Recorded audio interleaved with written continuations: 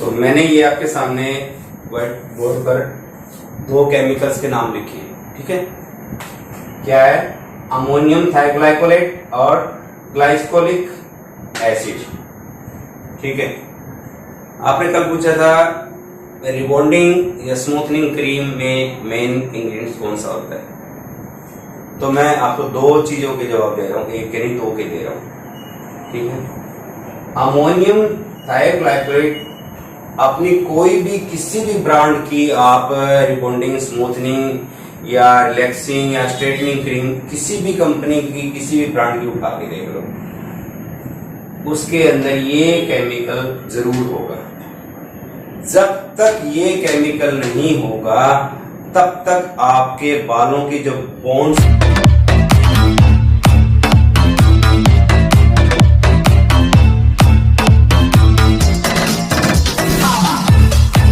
है, जो हेयर के जो बोन्स है, हेयर के बोन कैसे होते हैं?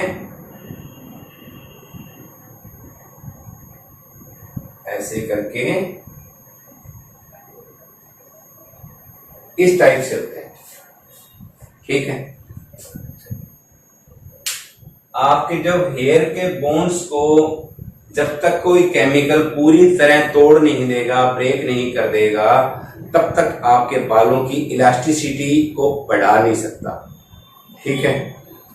कहते हैं ना, हड्डियां तोड़ दी, तो ये हड्डियां तोड़ देता है। हड्डियां तोड़ देता है तो हड्डियां अपने बॉडी को क्या करते हैं? जॉइंट से जोड़ के रखती है। अब जब हड्डियां ही टूट गई तो रह जाएगी चमड़ी। चमड़ी को तो कैसे मर्जी खींच दो, चाहे होता ना। आई समझ में? तो अमोनियम थायोग्लाइकोलेट ये क्या है? पूरी तरह से बोन ब्रेक करता है, परमानेंट ब्रेक, परमानेंट ब्रेक कर देता है। परमानेंट ब्रेक करने के बाद में ये बाल को बिल्कुल पूरी तरह स्ट्रेट करने में सहायता करता है, सहायता करता है। क्यों? क्योंकि जब तक इसके ऊपर न्यूट्रलाइजर सेकंड क्रीम नहीं लगेगी तब तक वो परमानेंट स्ट्रेट नहीं होगा। अगर आपने अकेला ये यूज कर दिया, एक नंबर क्रीम यूज कर दी और उसके बाद में आपने ये सोच लिया कि न्यूट्रलाइजर की कोई जरूरत नहीं है, मैंने ऐसा सुना है जो सेकंड क्रीम यूज ही नहीं करते तो वो वापस वैसे के वैसे हो जाते हैं, कंप्लेंट आ जाती है। तो जब तक आप इसके ऊपर न्यूट्रलाइजर क्रीम यूज नहीं करोगे तब तक वो परमानेंट स्ट्रेट नहीं होगा, ठीक है। और परमानेंट जो न्यूट्रलाइजर जो क्रीम है, न्यूट्रलाइजर क्रीम में क्या होता है? हाइड्रोजन पेरोक्साइड, जिसको आप डेवलपर में यूज भी कर रहे हो, तो उसमें ये चीज होती है। और उसकी जो पावर है वो भी पूरी हॉट होती है, पूरा गर्म होता है। पहले आपने ये लगाया, बॉन्ड ब्रेक किया, ये भी गर्म, उसके बाद में आयनिंग करी, वो भी गर्म, और उसके बाद में आपने ये लगाया, ये भी पावर में गर्म है। तो इसीलिए कोई भी केमिकल है, बिना सोचे समझे, बिना जानकारी के लिए, पूरी जानकारी के बिना किसी भी प्रोडक्ट को यूज मत करो। जब तक पूरी जानकारी नहीं हो तब तक आप बालों के साथ खिलवाड़ मत करो। कह देते हैं ना बाल बर्न हो गए, तो बाल बर्न इसी वजह से होते हैं। कई लोग कहते हैं ये तो कमजोरी है, ये है मेन पावर, लेकिन नहीं। अगर ये शेर है तो ये सवा शेर है, ये शेर है तो ये सवा शेर है, दोनों एक दूसरे से बढ़ के हैं, ठीक है। जब तक ये श्रीमान जी हैं तब तक बोन ब्रेक होंगे और उसके बाद में न्यूट्रलाइजर सेकंड क्रीम लगाओगे तब आपके बाल परमानेंट स्ट्रेट होंगे। ये इसने क्या किया? बॉन्ड ब्रेक किया। बॉन्ड ब्रेक करने के बाद में आप बाल को खींच लो। कहते हैं ना इलास्टिसिटी चेक करते हैं अपने 15 से 20 मिनट के बाद में, तो उससे पहले खींच के देखो बालों में, इतनी नहीं होगी। जब आपने ये प्रोडक्ट यूज कर लिया, एक नंबर क्रीम यूज कर ली, उसके बाद में आपने जब ये देखा इलास्टिसिटी काफी ज्यादा होगी। काफी ज्यादा होने का मतलब ये आपने अंदाजा लगा लिया, चेक कर लिया भाई बॉन्ड ब्रेक हो चुके हैं। आई समझ में? बॉन्ड ब्रेक होंगे। बॉन्ड ब्रेक होने के बाद में आपने क्या किया? वॉश किया। वॉश करने के बाद में ड्रायर लगाया। ड्रायर लगवा देने के बाद में आपने क्या किया? आयनिंग किया। आयनिंग करने के बाद में आपने क्या करते हैं? न्यूट्रलाइजर क्रीम यूज करते हैं। आगे समझ में? हो गया क्लियर? कोई दिक्कत तो नहीं है? अच्छा, अब आते हैं दूसरे श्रीमान जी, ग्लाइकोलिक एसिड। ग्लाइकोलिक एसिड क्या करता है, काम ये भी करेगा स्ट्रेट करने का, लेकिन ये पूरी तरह से बॉन्ड ब्रेक नहीं करता।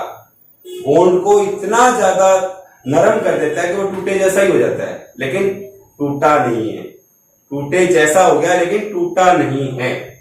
ठीक है, हमें याद है हम जब छोटे होते थे, बचपन में की बात याद है, आजकल तो शायद कैरोसिन मिलता नहीं है, मिलता भी है तो पता नहीं। तो हम लोग जैसे रबड़ की जो बोतल होती है ना, रबड़ की बोतल जो ढक्कन होते हैं, जो इंजेक्शन की जो बोतल के ऊपर जो ढक्कन होता है, वो क्या करते हैं, एक प्याली में कैरोसिन डाला, उसके अंदर ढक्कन डाल देते थे, या कोई जो आजकल चोटी पे रबड़ आते हैं ना, जो जैसे थैली के ऊपर लगाते हैं कलर्ड रबड़, तो वो उसमें डाल देते थे। तो कैरोसिन में कई देर में कम क्या होता था, वो रबड़ का जो ढक्कन है इतने से इतना बड़ा हो जाता था, और ऐसे रबड़ का वो जो छोटी वाले रबड़ होते थे वो भी बड़े बड़े हो जाते थे। तो इसी प्रकार ये भी क्या करते हैं, ग्लाइकोलिक एसिड ये क्या करता है, बॉन्ड तोड़ता तो नहीं है लेकिन इसको इतना ज्यादा सॉफ्ट ब्रेक कर देता है कि ये इसको आप खींच सकते हो। और ये आपको बिल्कुल नरम होने के बाद में आपने क्या किया, बिल्कुल नरम कर दिया, उसके बाद में आयनिंग कर दी, करने के बाद में ये भी स्ट्रेट लुक आ गया। लेकिन ये क्या करता है, ये स्ट्रेट लुक तो आ गया, लेकिन धीरे धीरे 7 से 8 महीने में, जितना भी आपको जो टाइम बता रहे हैं कंपनी वाले, जब ये 7-8 महीने बाद में धीरे धीरे जैसे जैसे वो केमिकल उतरता है वो रिमूव हो जाता है ना, तो रिमूव होने के बाद में वैसे ही वैसी लुक में आ जाते हैं। लेकिन ये क्या है, जब तक नई ग्रोथ नहीं आएगी तब तक वो बाल बिल्कुल स्ट्रेट ही रहेंगे।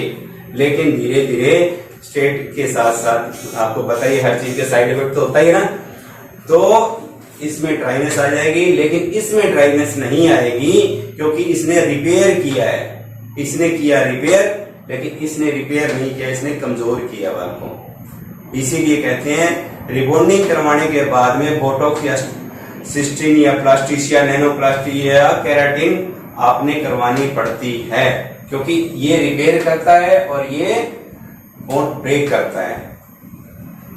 अपने इंडिया के अंदर लोग मांगते हैं केराटिन या स्मूथनिंग बोटॉक्स से क्या करते हैं, मांगते हैं स्ट्रेट लुक, लेकिन हकीकत के अंदर केराटिन जो है वो स्ट्रेट लुक के लिए नहीं है, वो रिपेयर के लिए है।